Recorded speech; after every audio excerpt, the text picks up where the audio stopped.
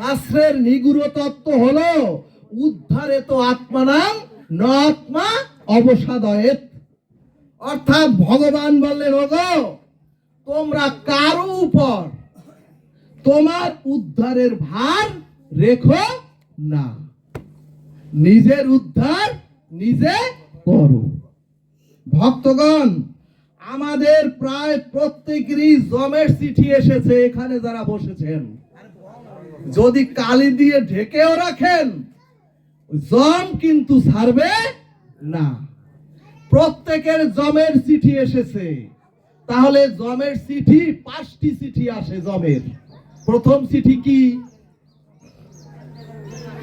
সুধীজন, যখনই মনুষ্য দেহের একটি চুল পাকবে, সেদিনই আপনার বুঝতে হবে আমার জমের চিঠি এসেছে।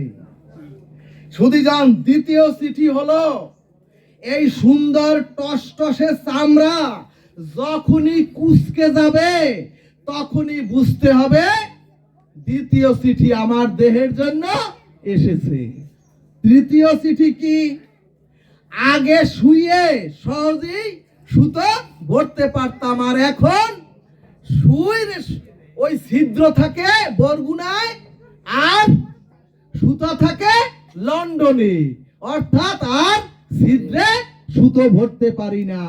এটাই হলো তৃতীয় চিঠি। চতুর্থ চিঠি হলো আগের মতো আর হাঁটতে চলতে পারি না। এটা হচ্ছে চতুর্থ চিঠি। পঞ্চম চিঠি হলো দাঁতগুলিতে আগে বড় বড় মোটা হাড়গুলিও চিবুয়ে খেতাম, আর এখন নরম মাংস দাঁতের মধ্যে ঢুকে পড়ে। সুধীজন, যখন দাঁতগুলি নড়বড়ে হয়, এটা হলো পঞ্চম চিঠি। সুধীজন, যাদের কাছে জমের চিঠি এসেছে, আজকে তাদের চরণ ধরে মিনতি করব। আজকে চরণ ধরে আপনাদের চরণ ধুলি আমার মস্তকে নিয়ে মিনতি করব। ওগো, সারাটা জীবন ধরে আমরা আমিষ গ্রহণ করি, আমরা জীব হত্যা করি, সারাটা জীবন ধরে আমরা সাত্বিক আহার গ্রহণ করতে পারি না। তাহলে আমরা সারা জীবন জীব হত্যা করে খাচ্ছি, সারা জীবন ধরে আমিষ খাচ্ছি। এমনকি আমরা সকলেই, এমনকি আমার কথা বলবেন, আমিও আমিষ গ্রহণ করি। যদিও গোবিন্দ প্রসাদ গ্রহণ করি, তারপরও আমি আমিষ গ্রহণ করি। কারণ ওই যে লাউয়ের ডগার মধ্যেও জীবন আছে। সুধীজন, তাহলে আমরা কেউ সাত্বিক আহারী চরাচরের নই। কিন্তু সুধীজন, শেষের দিন অর্থাৎ মৃত্যুর পরে যেদিন আত্মা ওই পরমাত্মার সাথে মিলনের দিন, অর্থাৎ যেদিন শ্রাদ্ধের দিন, যেদিন আপনার আমার আত্মা বিদায়ের দিন, অর্থাৎ যেদিন মৃত্যুর পরে, আপনারা তো জানেন দশমিধে ক্ষুধাত্মা, 10 দিনে ওই ছায়ার দেহ, ওই ভৌগ দেহে ক্ষুধা প্রাপ্ত হয়। এরপরে 11 দিন নতুবা 12 দিন, যদি একাদশী ব্রত থাকে নতুবা 12 দিন, ওই আত্মাকে ভগবত প্রসাদ আপনারা দেন। আর যদি না দেন, তাহলে 13 দিনের দিন সংপ্রাতে টানতে আপনাকে নিয়ে যাবে। সুধীজন, এই জন্য ভাগবত বললেন, যেদিন গোবিন্দের কাছে মানুষ চলে যায়, যেদিন মানুষের আত্মা পরমাত্মার কাছে চলে যায়, সেদিন যেন একটু ওই আত্মা ওই পরমাত্মা, ওই বিদেহী আত্মা, ওই ছায়ার দেহ যেন সেদিন একটু ভগবত প্রসাদ খেয়ে চলে যেতে পারে। জয় নিতাই গো হরিবল।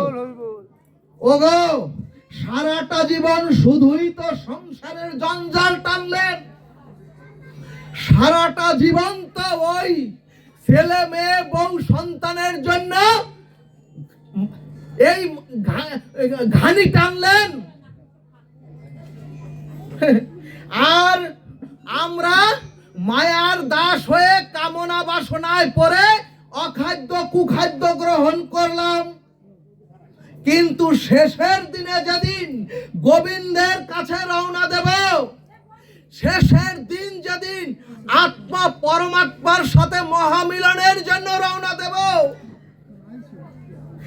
সেদিন যেন আমার বাড়ির আঙ্গিনায়, সেদিন যেন আপনাদের বাড়ির আঙ্গিনায় সাধুগুরু বৈষ্ণবের চরণ ধুলির আগমন ঘটে। বলো না গো রাধে রাধে। সেদিন যেন গোবিন্দের কাছে নিত্য ধামে যাব যেদিন, সেদিন যেন সাধু সঙ্গে একবার হরিনাম সংকীর্তন হয়। ওগো আর সেই সাধুগুরু বৈষ্ণবের ভক্তের চরণ ধুলি মস্তকে নিয়ে যেন গোবিন্দের কাছে আমরা প্রত্যেকে রওনা দিতে পারি। জয় নিতাই গৌর সীতানাথ প্রেমানন্দে হরি হরি বলবান। সুধীজন, প্রসাদী হওয়া অথবা সাত্বিক আহারী হওয়া এক জন্মে সম্ভব নয়। কাজী এই জন্মে তো আর আমাদের হলো না। ওগো এই জন্মে তো আর কৃষ্ণ ভক্ত হওয়া হলো না।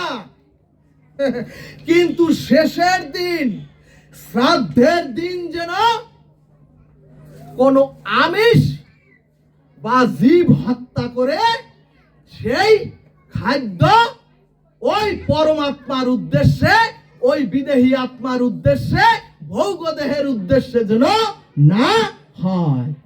সেদিন যেন আত্মার নামে প্রসাদ দিয়ে, সেদিন যেন আত্মার নামে সাধু সঙ্গে হরি নামে আমার বাড়ির আঙ্গিনায়, আপনার বাড়ির আঙ্গিনায় ভক্তের ধুলিতে গড়াগড়ি দিয়ে হরিনাম শুনে আর প্রসাদ পেয়ে যেন গোবিন্দের ধামে আমরা প্রত্যেকে রওনা দিতে পারি। হরিবল হরিবল হরিবল। কৃষ্ণ প্রেমানন্দে হরি হরি বল।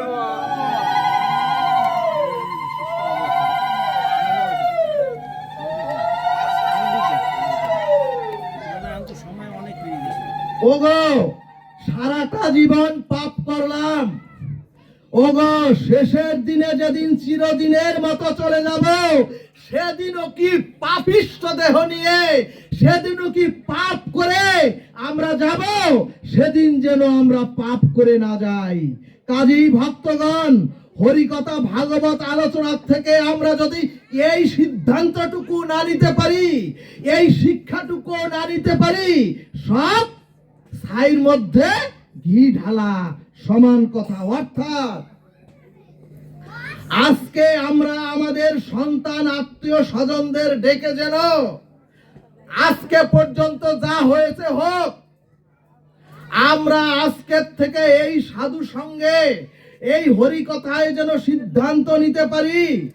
ওগো আমরা যেন আমাদের সন্তানকে পাড়া প্রতিবেশীদের ডেকে যেন বলে দিতে পারি, ওগো আমার শেষের দিনে, আমার শ্রাদ্ধের দিনে তোমরা কোনো জীব হত্যা করো না।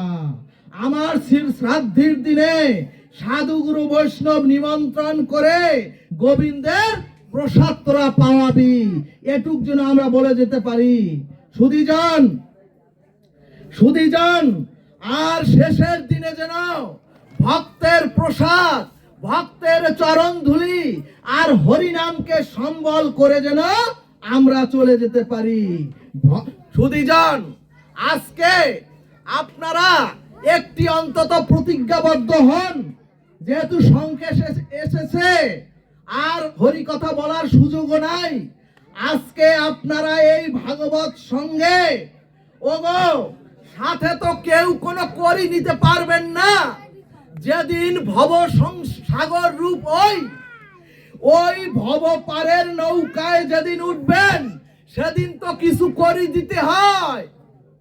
কোন করির সম্বল তো কেউ করছেন না। কিন্তু শেষের দিনও যদি সাধুগুরু বৈষ্ণবের চরণ ধুলিতে গড়াগড়ি দিয়ে না যেতে পারি, তাহলেও তো, আর যদি আমরা এই যে যার বেদেহী আত্মার জন্য এই সাধুগুরু বৈষ্ণবের আয়োজন করেছেন, হরিকথার আয়োজন করেছেন, ওনার মতো যেন যদি কেউ এই সাধুগুরু বৈষ্ণবের চরণ ধুলিতেও যদি আমরা গড়াগড়ি দিয়ে যেতে পারি, আর সেদিন ওই ভব নৌকায় উঠলে গোবিন্দ করি চাইলেও আমরা দিতে পারবো। কারণ বলবো তোমার ভক্তের চরণ ধুলি হরি নামের সম্বল করে আমি এসেছি। এখন প্রশ্ন, জীব হত্যা করে পরিবর্তন হয়ে ভাগবত প্রসাদ আর হরিকথা হরিনাম কখন হবে? এখন তো প্রশ্ন আসবে, তাহলে আপনার আমার মৃত্যুর পরে আমার সন্তান কিভাবে এই সাধু সঙ্গের আয়োজন করবে? আমার মৃত্যুর পরে আমার দেহের জন্য, বিদেহী আত্মার জন্য কিভাবে এই ভক্ত সঙ্গ মিলিত করে হরিনাম হবে, হরিকথা হবে? ভাগবত বললেন, ওগো তুমি যদি ভালো হও তাইলে এই জগৎটাই ভালো হয়ে যাবে। কাজী দৃঢ়চেতা হয়ে যদি নিজ সন্তানকে নির্দেশ দিতে পারেন, ওগো আমার শেষের দিনে তোরা শ্রাদ্ধির দিনে কোন জীব হত্যা করবি না। সুধীজন, পাড়া প্রতিবেশী সন্তানকে যদি বলে দিতে পারেন, তাহলে ওই পাড়া প্রতিবেশী এসেও ওই সন্তানকে বলবে, ওরে তোর বাবা তোর মা তার আত্মার জন্য শ্রাদ্ধে ভগবত প্রসাদ দিতে বলেছে, হরি নাম করতে বলেছে, হরি কথা বলতে বসেছে। এখন কিভাবে পারবেন? সুধীজন, যেদিন সন্তানকে আপনারা যে কয়জন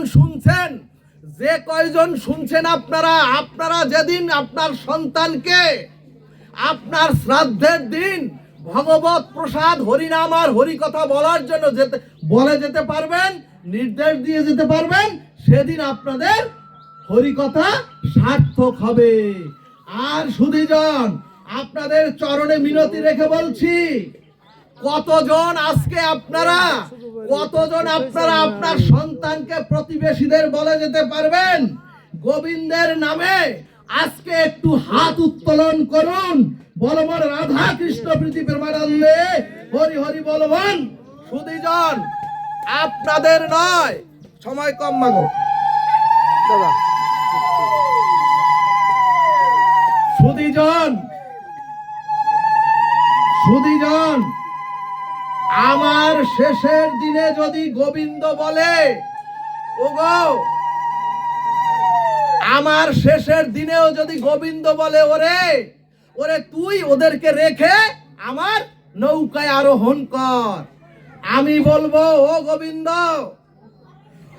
গোবিন্দ, আমি আজকে আপনাদেরকে কথা দিলাম, গোবিন্দ যদি আমাকেও তার তরিতে উঠায় ভব নদী পার করে গোলকে নিয়ে যাওয়ার জন্য, আমি বলবো, হে প্রভু, যারা আমায় কথা দিয়েছিল শ্রাদ্ধে জীব হত্যা করবে না, যারা আমাকে কথা দিয়েছিল শ্রাদ্ধে হরি কথা আর হরিনাম হবে, তাদেরকে ছাড়া আমি তোমার প্রভু তোমার ভবতরিতে আরোহণ করব না। জয় নিতাই গৌর সীতানাথ প্রেমানন্দে হরি হরি বলমান। জয় জয় এই নবসিধাম বৃন্দাবন বিহারী লাল কি জয়। জয় জয় কৃষ্ণচন্দ্র।